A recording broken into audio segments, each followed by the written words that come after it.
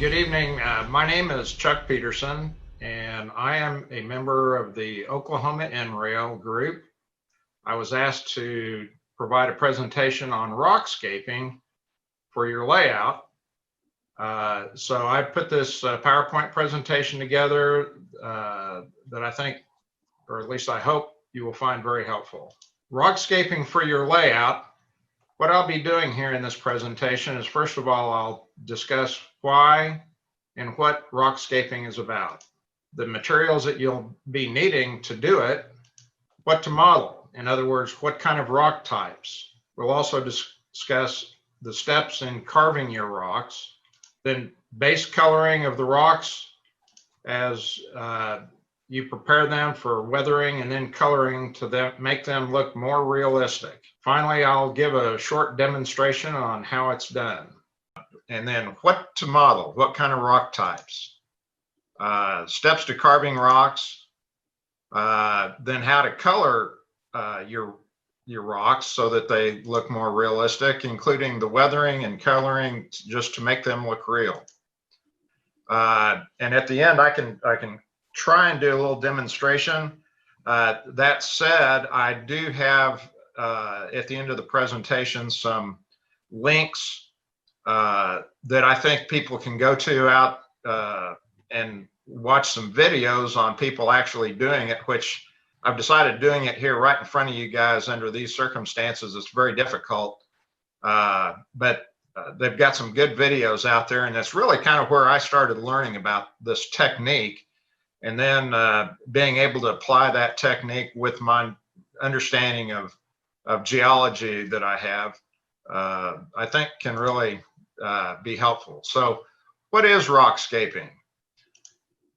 It's adding rock features to your layout to model what you see in nature.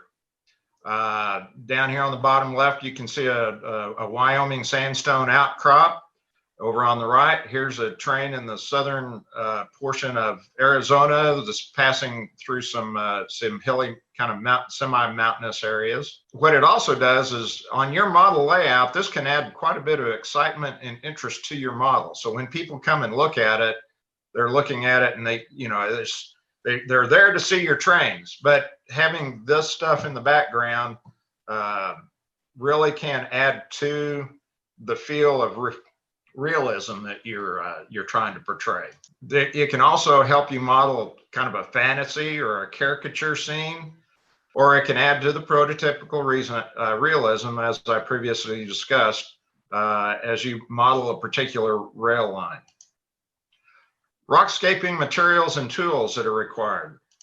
First of all, you need some extruded styrofoam. This usually comes in a 4-foot by 8-foot sheet and can range in thickness. I've seen 1 inch up to 4 or 5 inch thick extruded styrofoam. Owens Corning makes it, and you can usually find this at like a Lowe's or a Home Depot, and there are a few other places around that I've actually got it here in Oklahoma City, but it is something that's pretty standard. It's a type of insulation that you can get.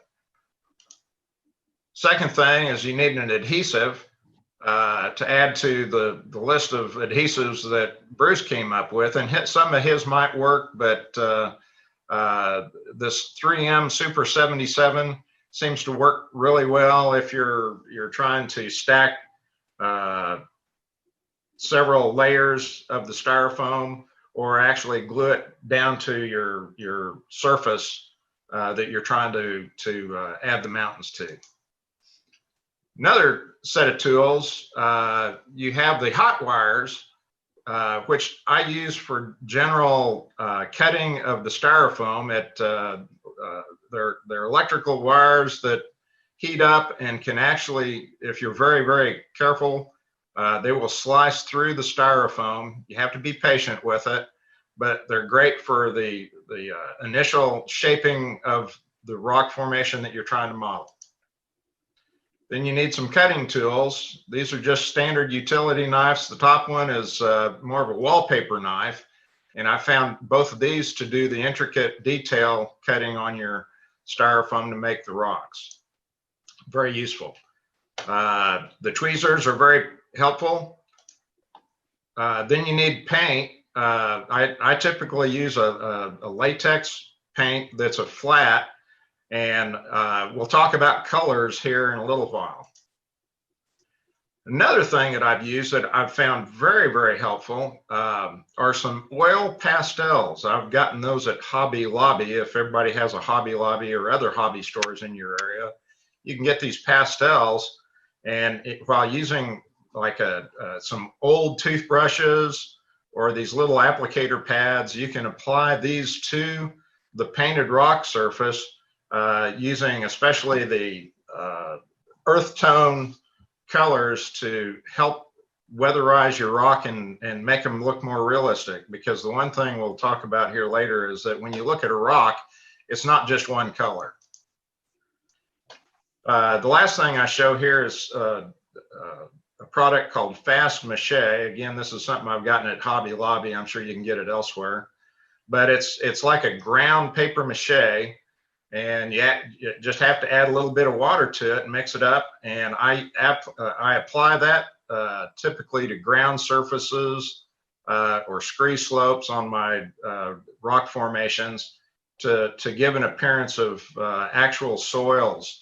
And once painted, it looks very, very good. What to model? What kind of rock type? So the first thing you need to know is really, what are you modeling? If you're modeling an area where largely you have granites or other igneous rocks, those are very, very old formations.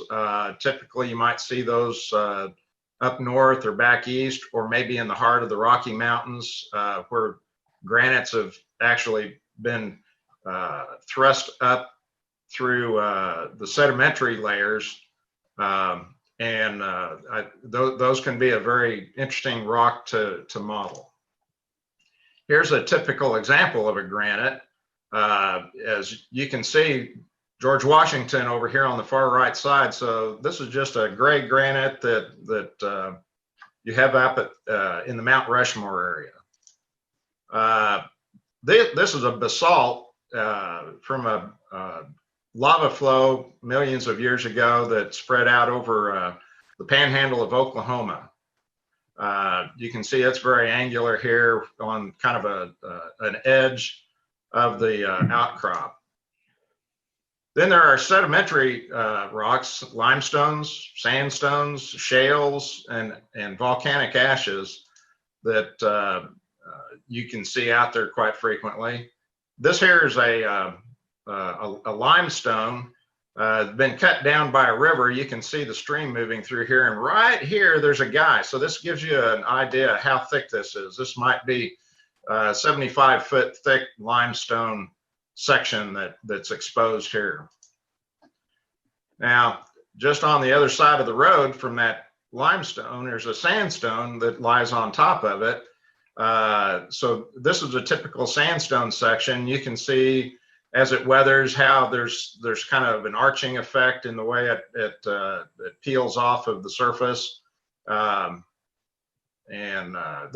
this is probably a couple hundred feet thick. These are trees right here. But you can see, looking at this, you got a number of different colors that are visible in this particular sandstone. Now here's a shale. Shales weather very smoothly. You don't see any angularity. They just weather down. But the one thing that you do see here is layering effects from the sedimentation of these shales when they were deposited. Now, I think this one is from up in the Badlands of South Dakota. The other beautiful thing about it is you can see all the variations in the colors that you might run into. Now, this is an ash that's been weathered down, again in the same general area, and you can see all the water weathering paths as it's been eroded down here. Steps that you use to carve the rocks, you got to go through essentially a general contouring to fit the shape of the area that you want. You might then start working on bedding planes. granites and igneous rocks really don't have bedding planes per se, but your sandstones and limestones all are bedded and display the bedding planes, which you'll see examples of here in a minute. Then you got your hard layers and your soft layers that you need to consider to include in your model. Natural fracturing, that you maybe could even add faults in your rock display. Then you want to make sure to be able to add some texture and depth to it to help make it look very realistic. Then you colorize it with the creams and grays, red oxides. There are really a number of different colors that you might run into. And then weather it and colorize it for realism using the pastels that I've mentioned. Okay, here's a couple of examples of kind of some early general contouring. This is a T-Trak over here, a corner, just a 15-inch by 15-inch corner. Started out by building this this particular rock outcrop and just the general contouring around it. These are just slightly sloped surfaces here and here, but you can see where the rocks actually kind of the harder formations are kind of outcropped. Over on the right is that was kind of my model layout where I was trying to do a model of things I've seen up in Wyoming at the basin boundaries there where the sedimentary rocks have been uplifted. Again, this is just kind of some general contouring to get the general shape of what I'm looking for. On the left, again, the same thing, but I've started to get into actually using the knives to cut down through and adding more depth and detail to each of the layers. And you can see each of these layers looks a little bit different, which is kind of what you see in nature. Over on the right, again, is the Tin Sleep formation up in Wyoming, and that was the formation I was really trying to model. You can see the layering effects here, essentially different kind of rock types of sandstone. As you move up, again, this is probably 300 feet of sandstone section that's exposed here. These little cracks, horizontal cracks that you see here are just bedding planes in between sandstone layers where there's softer layers, maybe some silts or shales that these tend to erode out easier, leaving these bedding lines in here that are easy to visualize. Another example of the same thing, this is a harder sandstone rock and over which a bunch of interbedded sandstones lie underneath it. This would be kind of a bedding plane with some shales in it that separate the two that have kind of weathered out. Now, this is the picture of Mount Rushmore, at least on the west side. And you can see here what I'm trying to talk about is natural fractures that exist in this big, huge granite rock. As it was uplifted, it kind of cracked, and that's what natural fractures are, leaving these vertical lines in it, and some of them will come out and kind of go horizontally. Here you can see one right there that kind of turns a corner, but they're very random looking. Now you want to add texture and depth. You got certain sandstones in this case that are very blocky. So this is an example of how I was carving the styrofoam to get a look that's like you see on the left where you got this blockiness, but it's kind of rounded due to the weathering, little natural fractures there that split each of these rocks apart. But they were all one deposited sandstone at one time.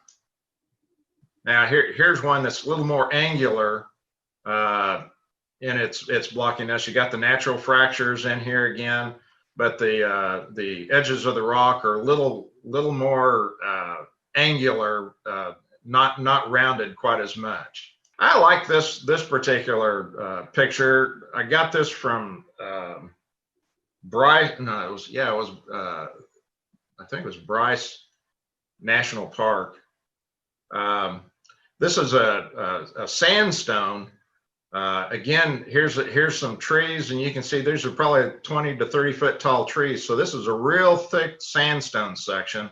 But what you see here is these bedding planes that kind of dipped down to the right as you move laterally. This rock is a rock formation that would be considered an Aeolian sandstone formation, which is a wind-blown desert type sandstone that's each layer gets blown in on top of each other. And then there's between each of these major sections, you can see how this rock got cut off right here at this level. That would be considered an unconformity surface that you'll often see. Now, I created my own model of that type of a phenomena here. Again, this is the result of, you know, carving the styrofoam and just using single lateral cuts in the same direction all the way across it. Something else you want to make sure you include in your rock modeling are scree slopes. You can see over here on the left, you got a real hard layer of sandstone. You got another hard layer of sandstone, and these are eroded down by some streams or rivers that are right adjacent to this. But in between, all of the weathering that occurred from either wind, rain, or the freeze-thaw cycle kind of breaks off little bits of pieces of sand and rocks that drop down, and they form these slopes that are about a 30-degree slope typically, where all those erosional deposits land. And so you got one here and you got one down here. This again is probably 100 feet or so thick. Over here, the same thing again. The slope in between this particular layer and the lower layer, you can see there's a gentle slope in here. Again, that's all the erosional deposits. To do that, oftentimes what I'll use is that fast mache, and this shows how, when applied, what the fast mache can look like. And it smooths things out. So if you make mistakes in your carving it and whatnot, you can cover them up with a lot of this stuff, and it really corrects a lot of evils in your carving. But it gives a really nice natural looking surface once you get it painted.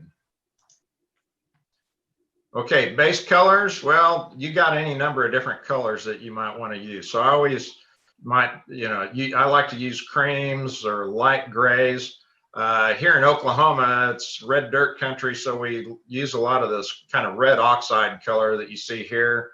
But this type of rock color you'll see in Wyoming and the Colorado Springs area, Utah, the Arches National Park and Canyonlands all have this type of natural sandstone that's this reddish. Has an iron content that oxidizes, and that's what causes it to be that color. But there's a wide variety of colors that you can use as a base color.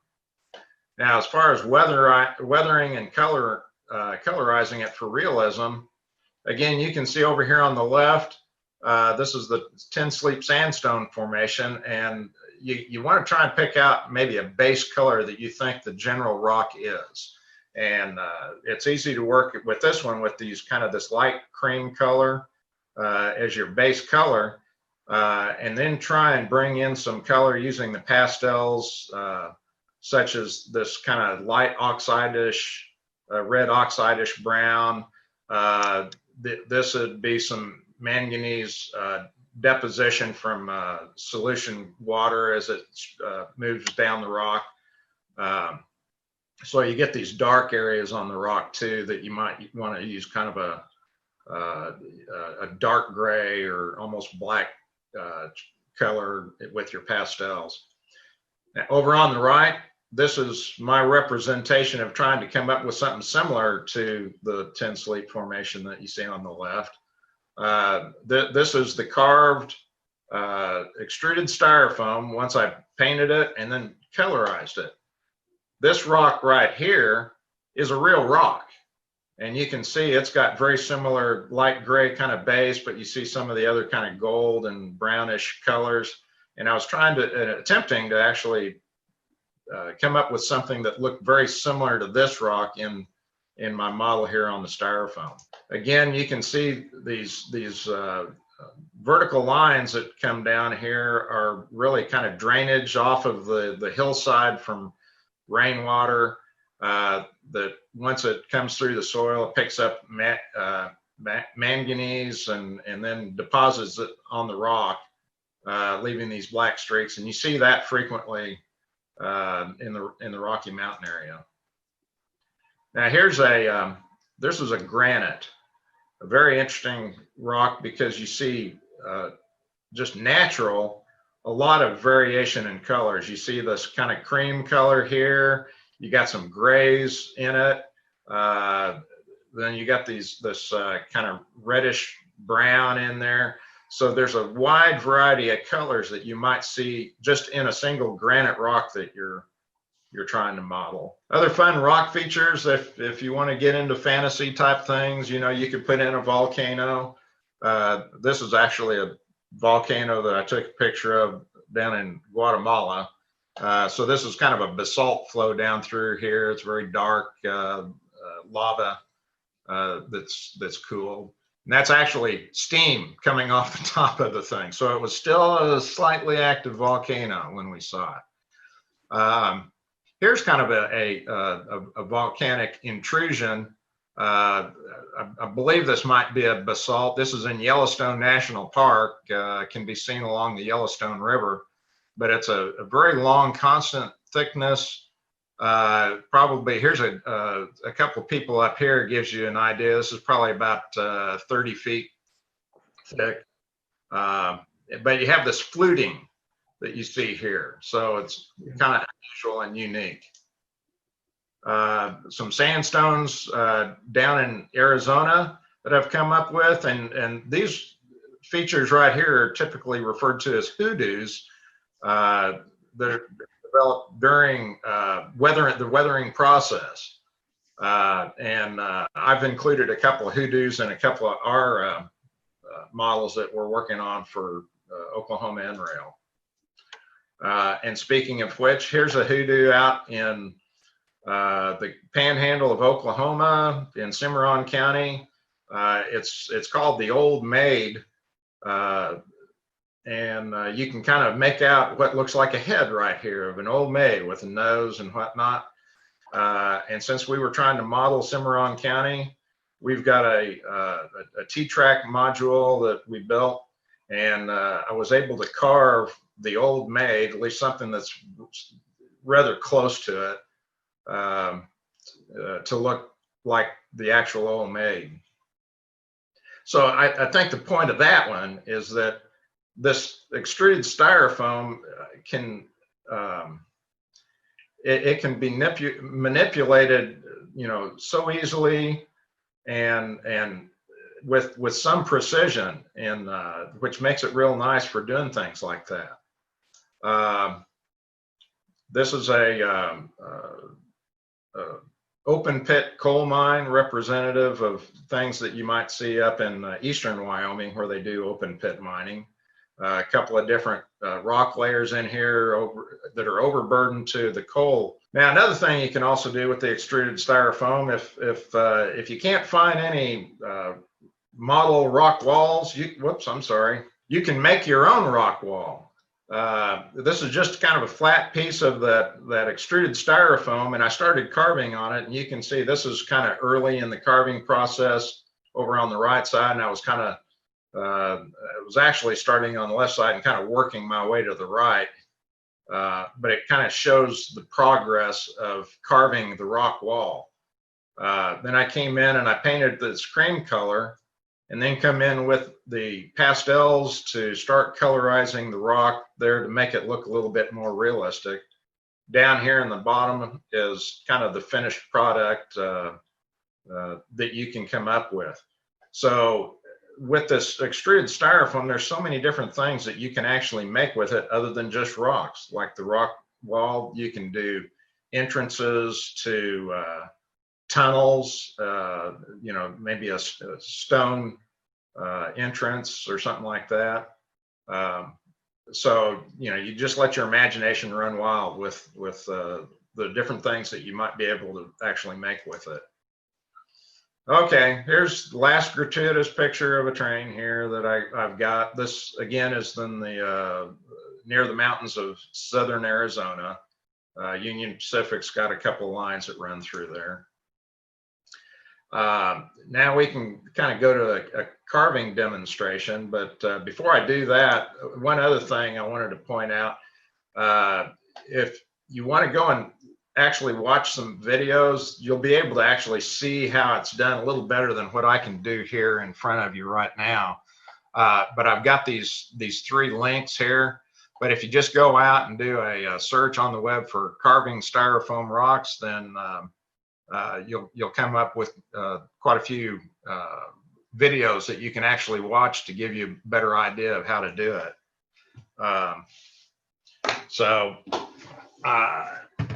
I'm going to stop sharing my screen here, and if you've got it still enlarged on my video, what I've done here is I've built a you know,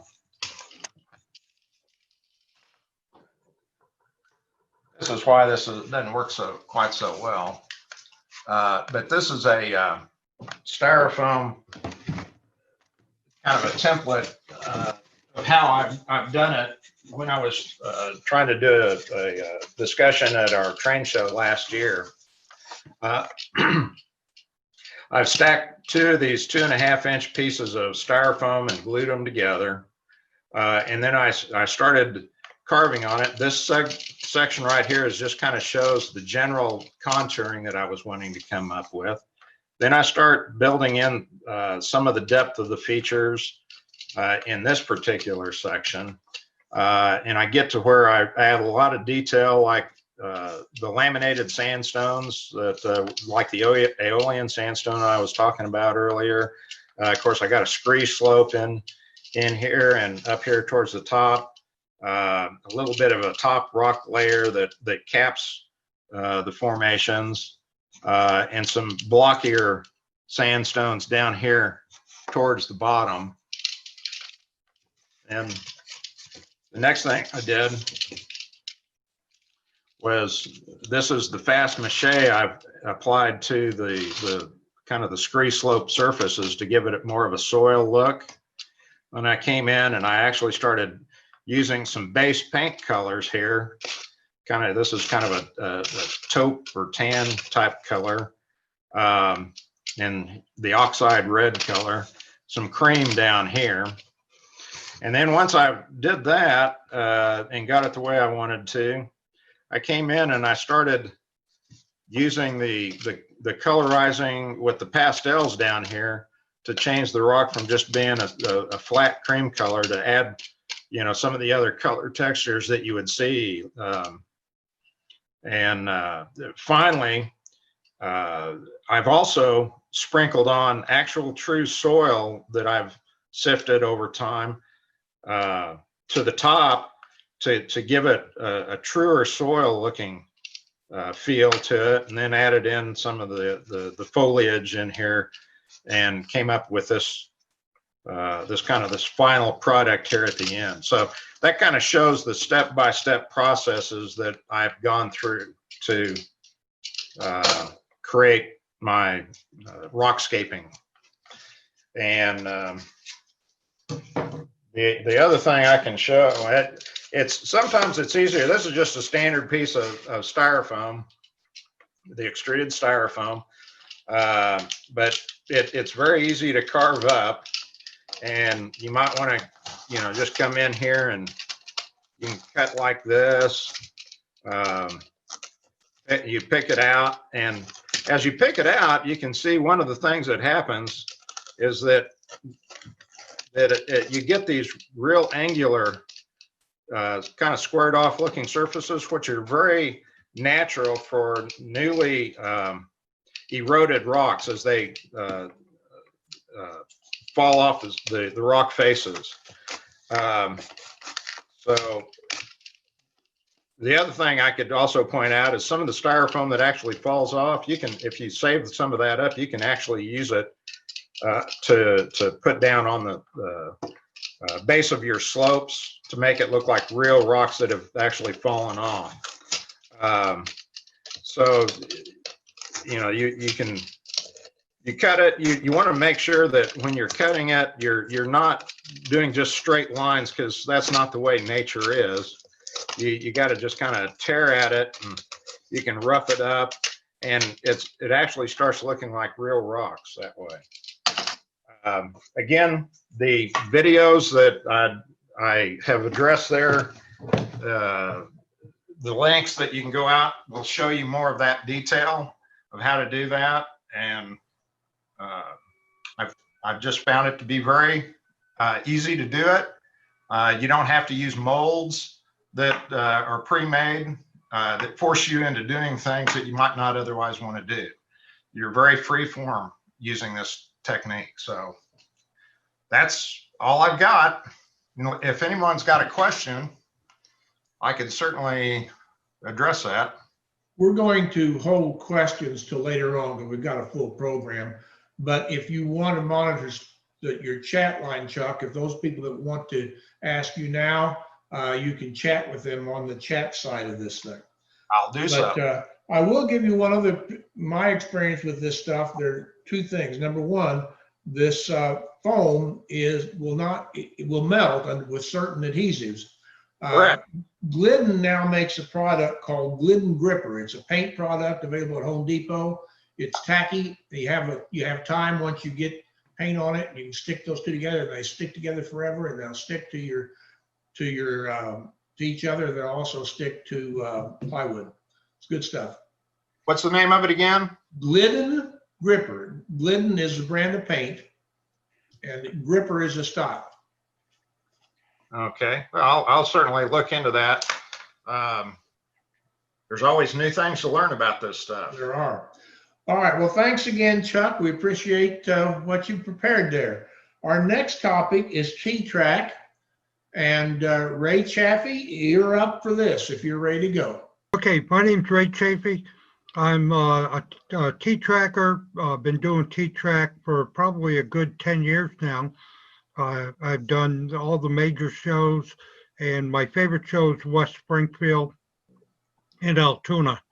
And Dave Ferrari's on, Ken Herstein I see, and Faye. So I'm going to, let's see, share. What is T-Trak? This was done by Joe Ludwig out of the Iowa group, and I've given it a couple presentations here. So we'll start off is, okay.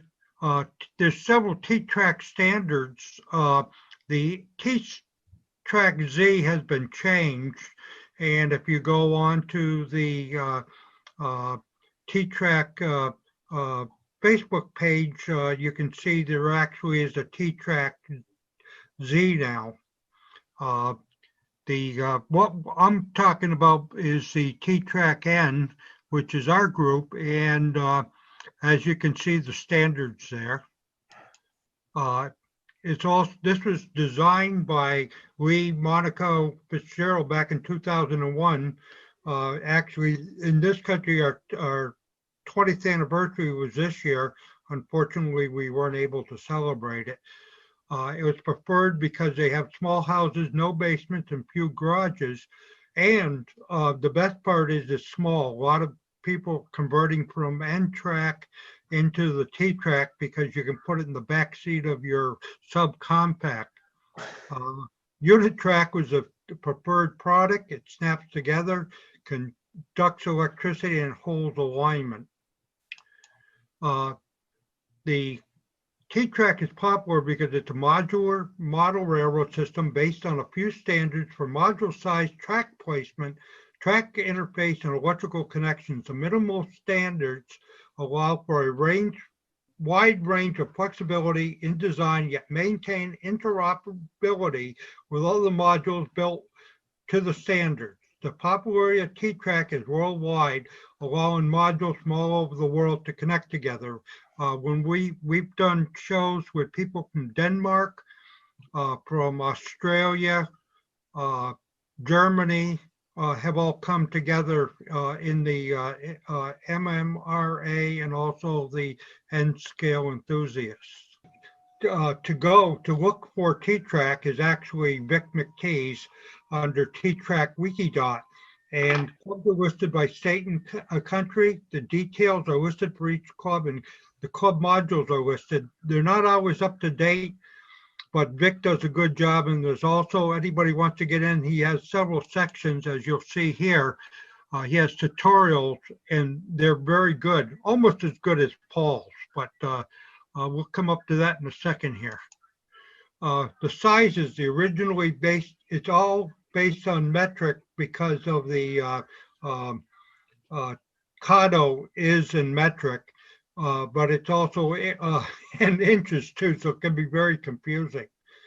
Your module sizes are 310 minus 2 millimeters.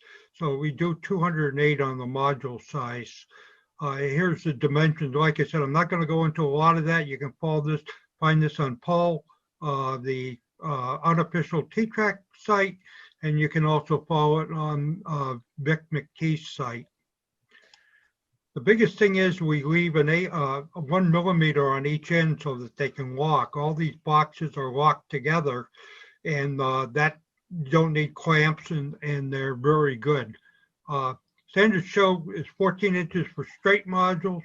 Some groups build them 14 and 3/4 wide. They can be as narrow as 7 inches.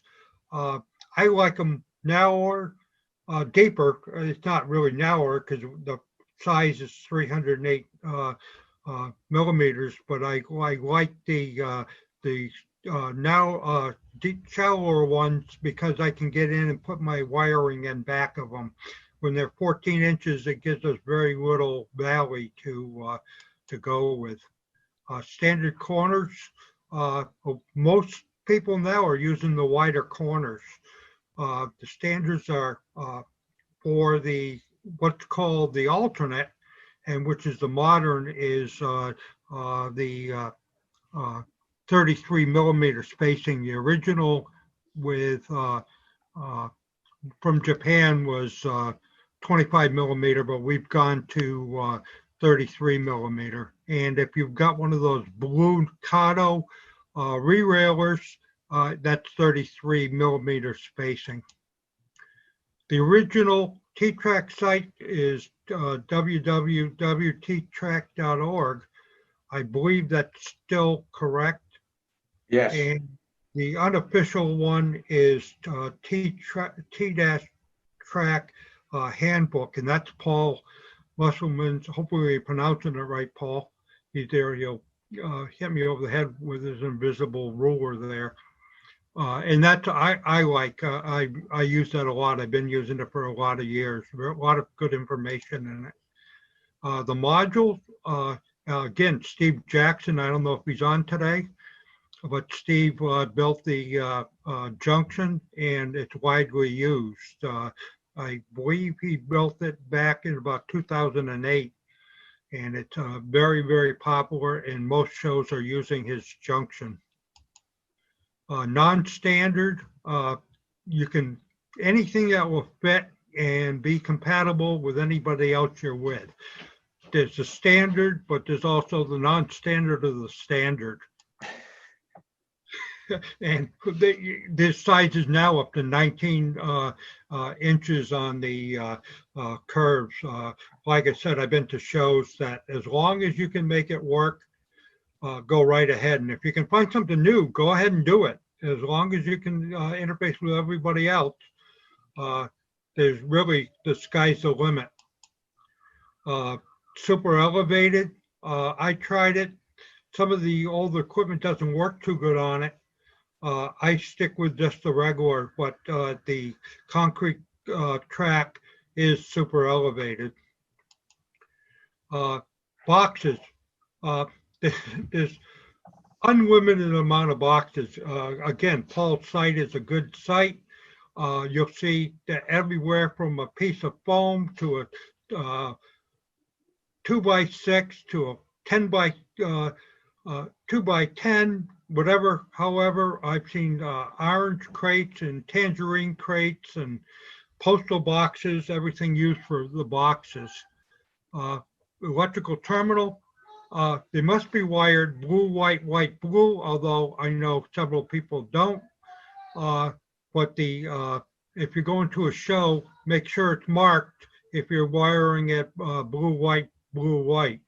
You don't need feeders on every module. We use, sometimes we only connect every other one, depending on the show and depending on the length of modules. One of the largest modules we did was in Kansas City, and we had over 300 and I believe 40, if I'm not mistaken, Bruce, out to Kansas City in 2018. And we use a lot of feeders. The cutoff plug and Anderson power poles are usually used for the bus. The commercial sources of boxes, I redid this today. And okay, I can't see, whoops, I want to go back here, is the Masterpiece modules. They have a good amount. CMR, they're out of Pennsylvania. He goes to a lot of the shows now, and Eric has a good variety, and he'll customize. Both Masterpiece and CMR will customize for you. Red River, I don't know if he's making doubles. I do know he makes singles. Osborne, a new one out of Canada, and Cotto, but you have to get your Cotto from your local or your favorite hobby shop, because Cotto does not sell directly, and you can get those from and that's the Cotto / Woodland Scenics. Those are very popular. I've made several of them, very easy to put together. Faye has a couple of the originals that have been to a lot of train shows. They're styrofoam. Everybody asks how they stand up, and they're standing up. I've transported them as far as Utah for Faye. Cost savings, again, you can get the connectors sometimes at I've found them at our C shops, and sometimes they're cheaper than what you're doing. There's ways of cutting a 4x8 plywood. There's YouTube videos on that. And again, the sky's the limit on how you do that. Electrical power, DC, the reason they were doing blue, white, white, blue was the 25mm spacing, and they didn't want to short. And also you could run one transformer for 2 trains going opposite directions. And I've done that at a couple of shows, and the kids are just amazed. You can do it with one transformer. That's a big thing to get people into the hobby. I'm telling people, come on, you can just need one transformer. The DCC must be reversed on the reverse polarity on the inside track.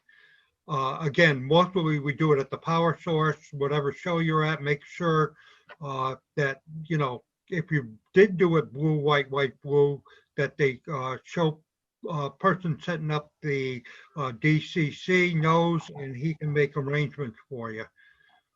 Turnout may have decoders and be track powered. I have not seen that. Most of the turnouts, people have their own power supply using a 9-volt battery. And the power bus, it's supposed to be 12 gauge. 14 is used at some shows, and that feed every 10 feet. And again, talk to your person doing the show. Ramp meter, our ramp meter, very handy tool. I use it quite a bit, and it's a great troubleshooting tool. Layout designs, AnyRail, and that is a great program. It's a free CAD program, Excel, and Dave Ferrari, I believe, uses the AnyRail to set up his show, and Faye uses a commercial CAD program when he sets the big shows up. Layout design, simple loop. And again, sky's the limit. You go on Wikidot and you can see all sorts of stuff. And we run both DC and DCC, inner loop on usually on DC and outer loop on DCC. And we had 40 miles plus miles out of Kansas City of DCC, and God knows how many, I don't remember how many miles of inside loops we had. Here's the, this is unfortunately, I have not been able to get into the Northern T-Trak module library lately, but there are several libraries on and you can see per any rail all the different types. Standards are covered on the several sites. Again, the original T-Trak site, Paul T-Trak handbook, the Australian model railroad, that's great to look at. Any rail. Again, track screws are available from Marklin. And like I said, this was done by Joe Ludwig, and it's a great program. Okay, I am done, Steve. All right, thank you very much, Ray. Well, our fourth and final presentation for the day is about 3D printing. And Fei Chen is going to discuss that. Fei, are you ready? Yes, today's presentation is on 3D printing. And by the end of this presentation, you will find out how to get into 3D printing at zero cost. 3D printing. Okay, there we go. I'm going to talk about how to get into 3D printing for free. We have a short video that I want to show you. We're going to talk briefly about 3D printers, the type of printers. We're going to talk about 3D software you can use for creating your 3D models. Talk a little bit about scaling, how to scale your project, how to print your model. I have a few examples, and then questions and answers. Now, this is a typical 3D printing setup.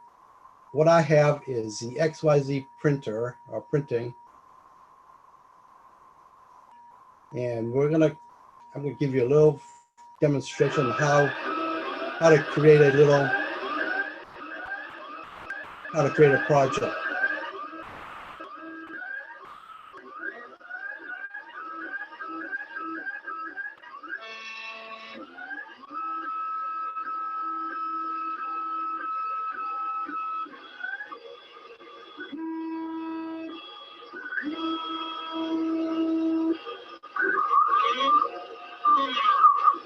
So this project took about 10 hours to complete. So the type of 3D printers, a common printer is called a fused disposition modeling, FDM. Basically, it's an additive manufacturing, AM. So it's basically depositing material layer by layer. So if you look at this picture, you see that the extrusion head just goes back and forth to deposit a layer. As it finishes the first layer, the platform, in this case, will lower. You may have some different types of printers where the extrusion head goes up and down. So that's a type of FDM printer. Another type of common printers is the stereolithography, SLA. Basically, it's a optical or photo solidification process where you have a ultraviolet or some sort of a laser that will harden a layer as this platform rises, you create your 3D model. And another process is the extract is subtraction, subtractive manufacturing. And that's commonly known as a CNC or laser cutters. So those are common printers. Now, I'll give you a chance to everybody grab a pencil and paper, because I'm going to talk about a free D printer promotion that's going on now. If you buy from this company 7 row or 14 rows of filament, either ABS, ABS, and 7 spools of PLA. The only difference is this is ABS and the other is biodegradable. Okay, so if you buy 14 rows of filament, you get a printer free, and basically you'll be paying $349.95. So this is very similar to what I have. The only difference is the one I have has a scanning capability where this model does not. And the company is called XYZ Printing. Okay, so the promotion is going on now. Got it? Now for software, the question is, what software we use to create models? Now the answer is, or the answers are, there are many free 3D softwares available. SketchUp, FreeCAD, Blender, Tinkercad, Design Spark, and many more. Of course, there are commercial 3D software like SolidWorks, AutoCAD 3D. So these are some of the few free ones that are available. Now, to scale, you would best thing to do is draw your model full size using real dimensions, feet or inches, metrics or whatever, and then scale it down. So in this case, I have an example where I created a part, and then you can either enlarge it, scale it up in your printing process, or scale it in your software. Okay, so once you create one, you can create any scale you like. Now for printing, the question is, where can I print my project? Check your public library. Okay, just call them up, ask them if they have a 3D printer available for public use. If you could also join, so public libraries are basically free. You may have to pay for a little bit of the material that you use. So Makerspace, you could join groups. They may have 3D printers for you to use. Shapeway is a paid service. You can send your model to Shapeway and get it printed. UPS, some selective places will have printers available. So again, call these places up, and find those. Now for examples, I'm going to show you projects that I've built. In this case, I use a photograph as my basis of design. If you notice this picture, these are 2 drawbridges going across the Charles River, and the rails leads into North Station where the Patriots, or rather the Bruins and the Celtics play. So these are the 2 drawbridges that I use as my model. And if you notice, the white portion you see here is the 3D printed portion of the model. This portion is a standard Kato single bridge that I glued onto my 3D portion. Now I've also built a double bridge by using the Cardo double bridge, and I just made these structures wider. So I use the same parts except for some of these side panels, which I doubled up. Now later on, I'm gonna show you how to create some of these parts. An operation truck tipper, again, I use a photograph. I was at a job site and I saw one of these. I said, I can build one of these. Let's build a 3D model of that. So this is my 3D printed model. And again, I will show you the actual model, the parts of building this model. A container crane, again, from a photo, kind of gives me a little start on how to create these. And that's the finished model. And again, I'm going to show you how to build something like that. Some more examples. The nice thing about 3D printing is you can build one piece and you can replicate it as many pieces as you need. Here's another model. This is a flat car. So the question here is, when we're doing 3D modeling, do we really want to spend the time, design, and print, or you may find it at a bargain table for $1.50?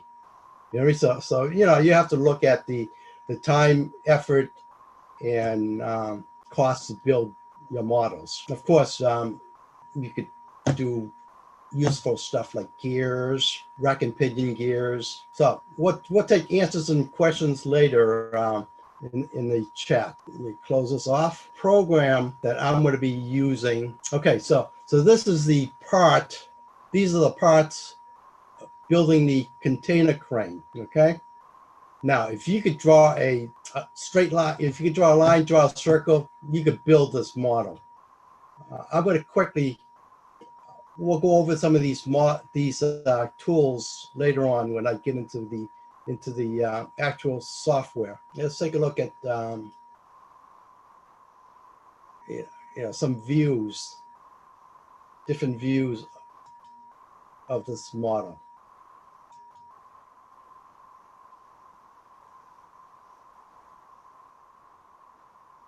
And then back to the left side.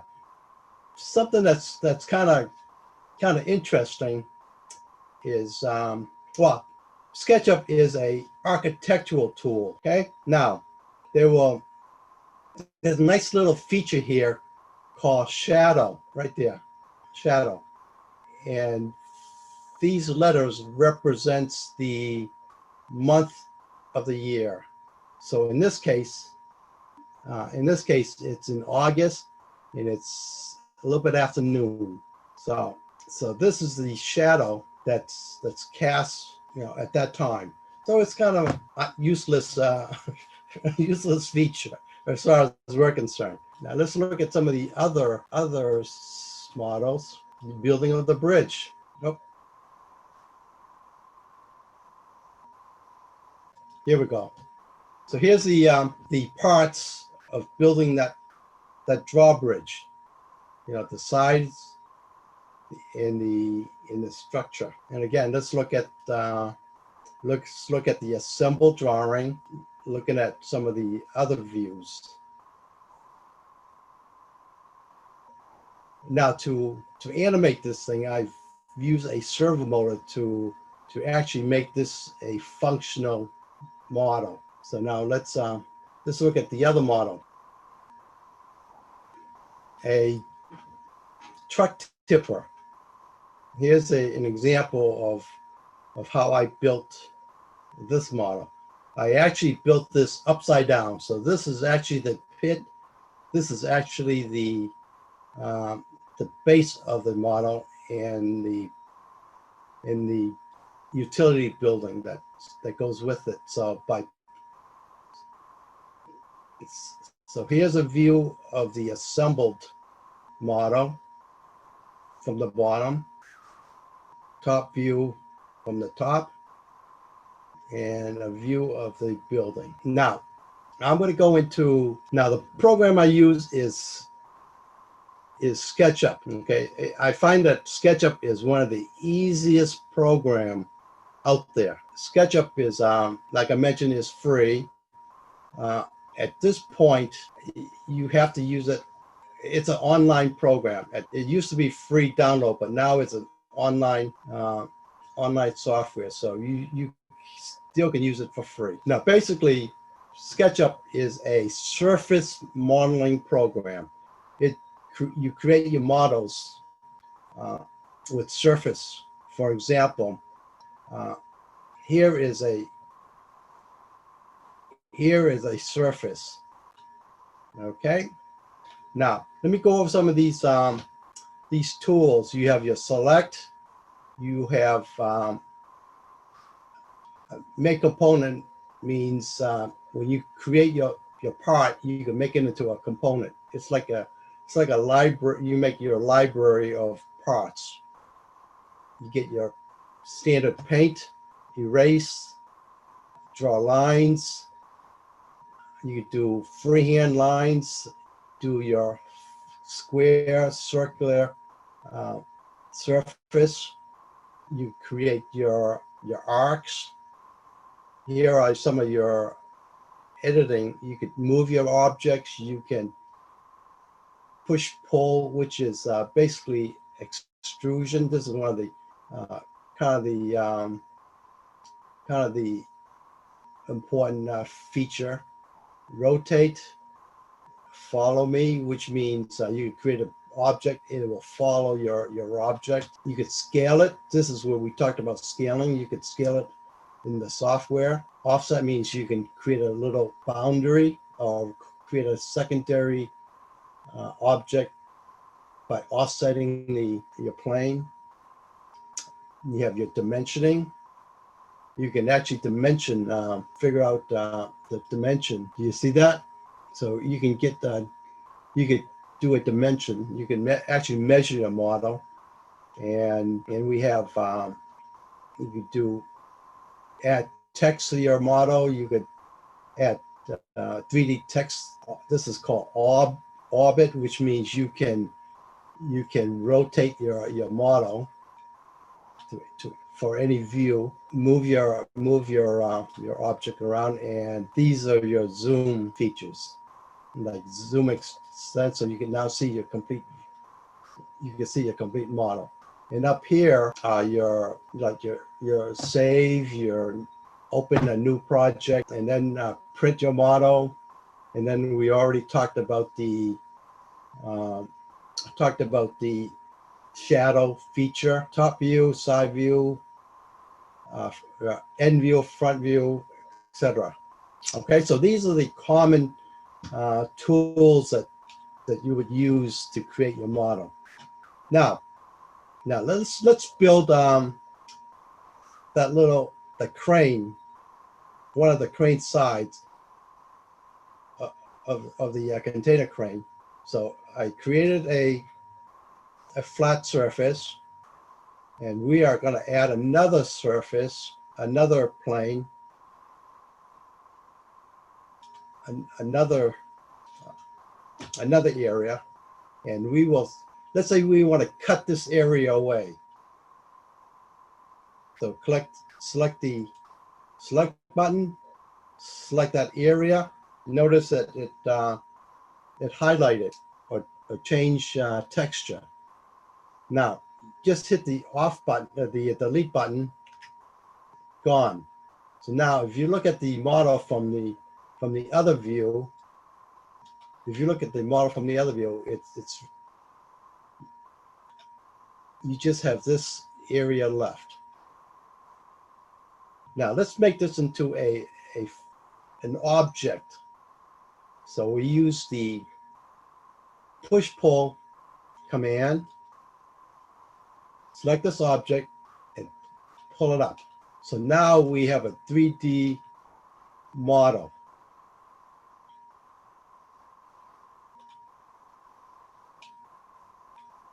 And then of course, if you wish to add more detail, we can use the offset select this surface to be offset, pull it in, and let's make this into like a little I-beam. So now we pull that up. So at this point, you just add all your details to your model.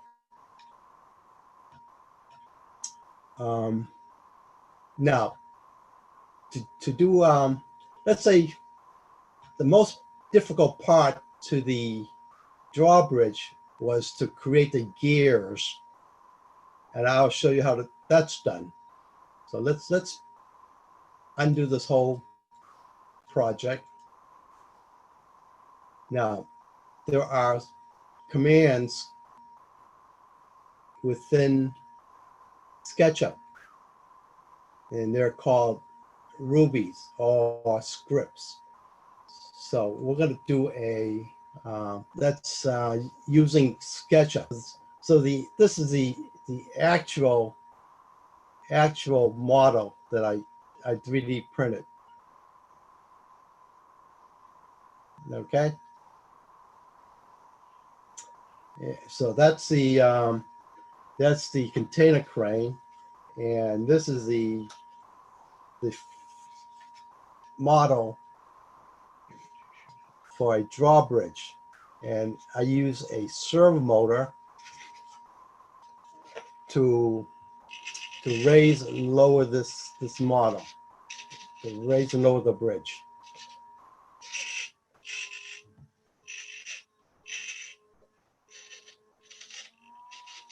So that's that concludes my presentation. So thank you for listening. All right, thank you, Faye. Well, gentlemen, we have now been on for an hour and a half. For those that wish to stay around and ask questions, if the presenters are around and want to do that, we can do that for a little while, can't we, Bruce? Yeah, we can. Also, I'm going to launch a poll shortly. So it's only about 3 or 4 questions, and just want to get some feedback from people. And I can do that momentarily. All right, while you're doing that, John, I think we have another one of these tentatively scheduled for next month. Is that correct? I believe it's November 14th, whatever the Saturday is right around then. Yep. All right, so there will be messages coming out to all of you about the agenda for the next Zoom meeting. And yeah, this little questionnaire that Bruce is asking you to fill out is very helpful to us to let us know feedback on what you thought of the presentations. Are you enjoying what you're seeing?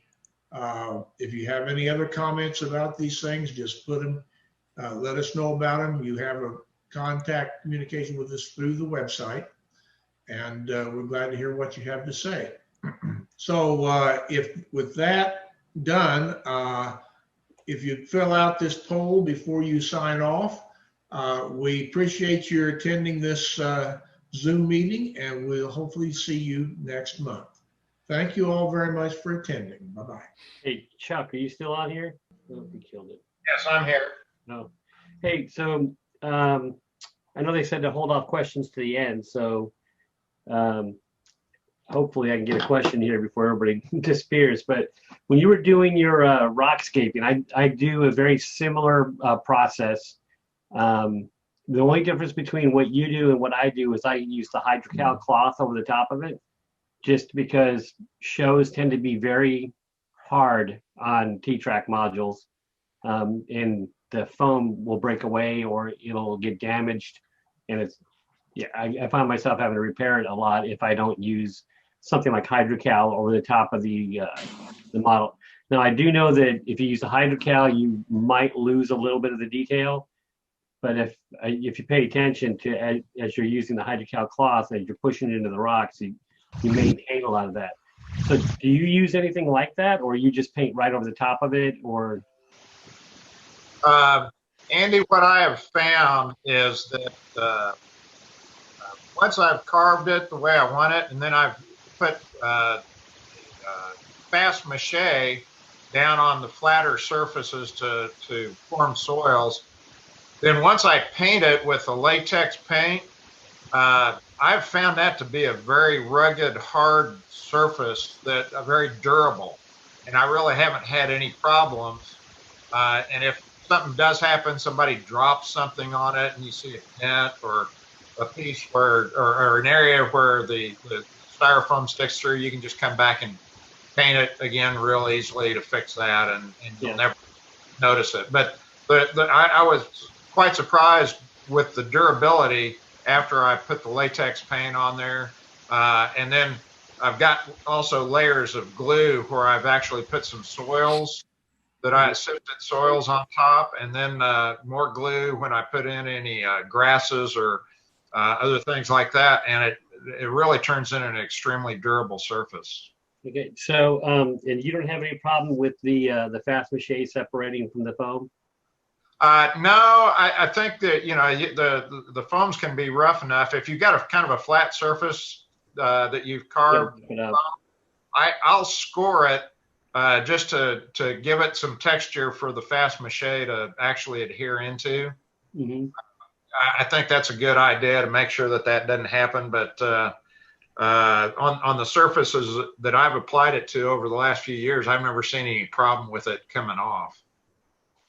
Okay. So because I'm used to a certain way of doing it with the hydrocal, you know, staining and you know, leopard spotting like they showed you back in the day. So and I get really good effect with it. It just, you know, you can't do that with pink foam unless you're using paint. So but I've gotten some good effects that way too. I was just curious at how well it held up.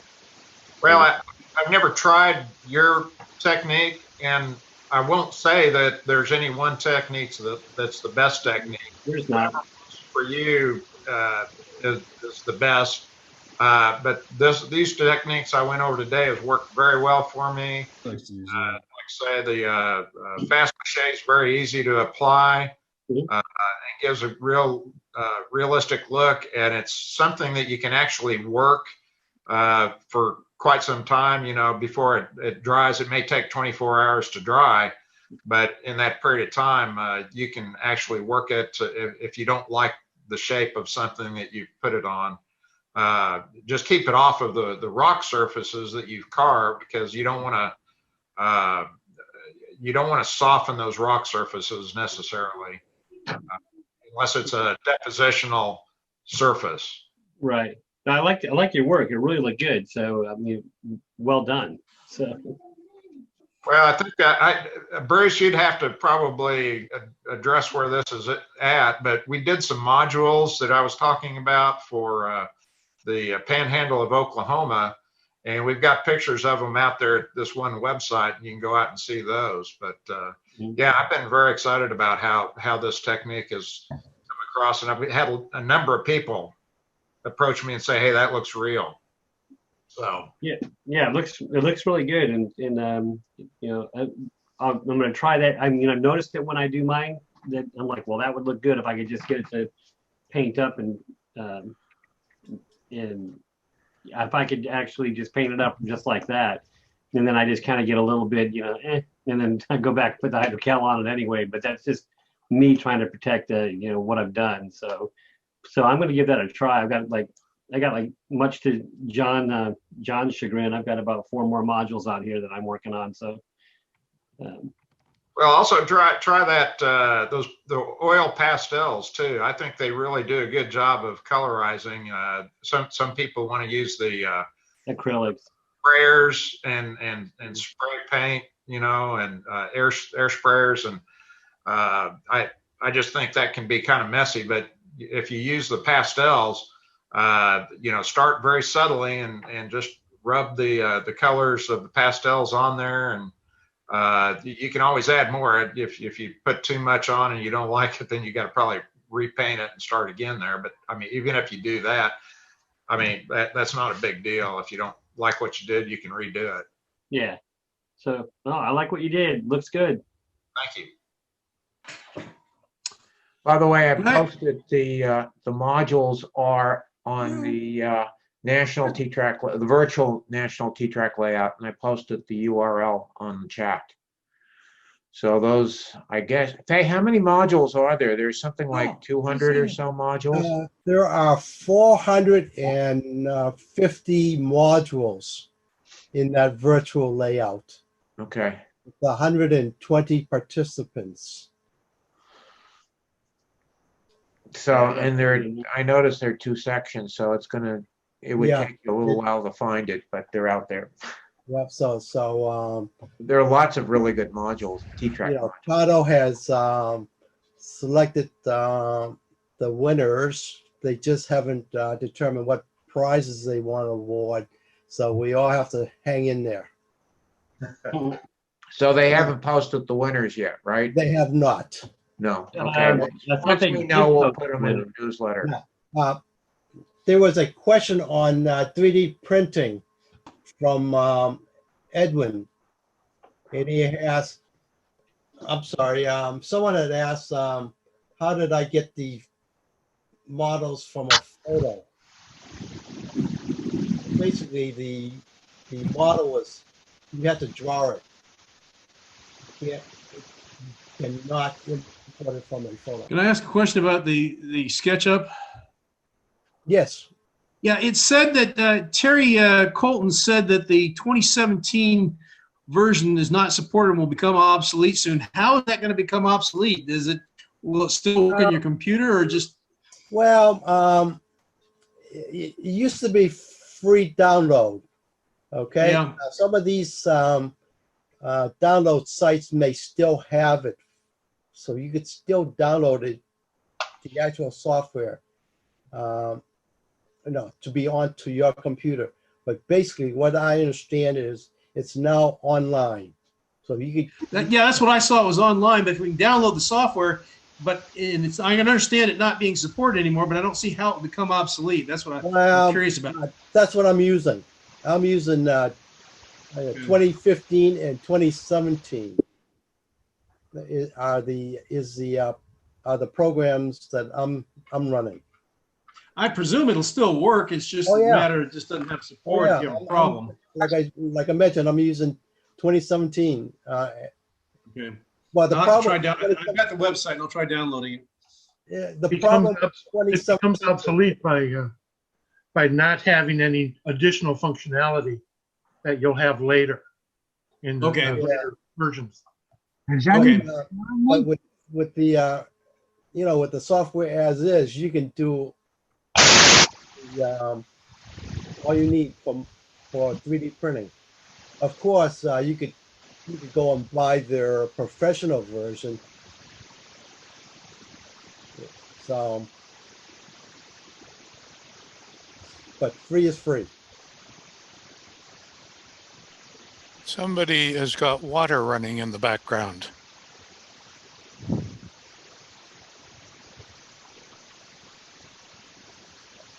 Hey, Bob Milbeck, how did you change the photos? How did you change your photos to the SketchUp? So converted into a drawing.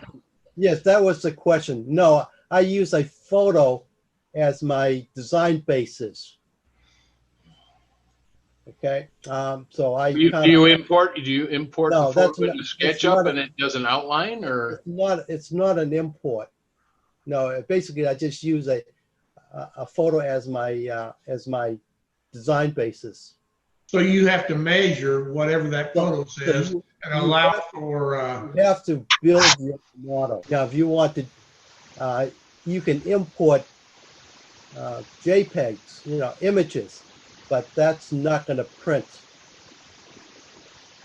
It's basically just a surface bit image. So if you want to add rivets into you gotta draw it and build it. Any other questions? Okay. Yes. One thing to mention is that once you draw something once in SketchUp, you can pick it up and clone it 50,000 times. So if you make a strip of rivets, you just copy the whole strip and paste it wherever you want to. That's correct. So you make it I once, you mentioned read it that 1,000 you can do times. Components. So all you need to do is make a rivet, make it into a component, and just add it into your model. And then you tell it to copy it as many times as you want.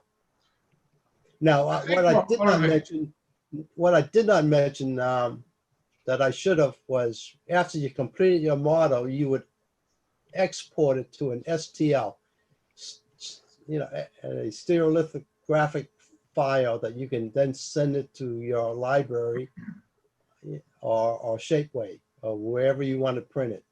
So you just, create this file and transport on your little floppy disk or flash card and whatever. So it's the STL file that you're going to create. And then I think the question, will then read that file and slice it to create your layer. I think the question may be partially that when you get a picture, if it's in perspective, you can get dimensions when you're looking straight across, but if it's at a 45-degree angle, you've got to adjust for perspective, and as the thing goes away, the links are shorter and shorter. And that's what the concern is. This is basically an isometric drawing, so you don't get the perspective. Okay, not like an artist's picture. This is just an isometric view. But the picture that you were using is a real picture, and it does have perspective. The picture you showed us of that lift bridge. Well, perspective, you have if you want to call it a disappearing point that you draw your Right. You have your point of destination. Okay, so that's a perspective drawing, whereas an isometric, it's kind of symmetrical. Yes, and how do you get from one to the other? Yeah. So this is an isometric view. All right. In the comment chat, I posted a website where you can go that if you have the actual size measurement, it's called modelbuilding.org. You can enter a dimension and it'll convert it down to what size it'll be in N scale. So if you say it's a 140-foot bridge, it's pretty simple to do. And you click a couple buttons, it'll tell you in N scale, it'll end up being whatever, 7 inches long or whatever it is. So that's a good way to convert structure size and to see how it'll end up in a model. It really depends on your printer. Okay, you could tell your printer the scale, how to scale it up and down. If you use Shapeway, you would tell Shapeway the scale down to to your scale.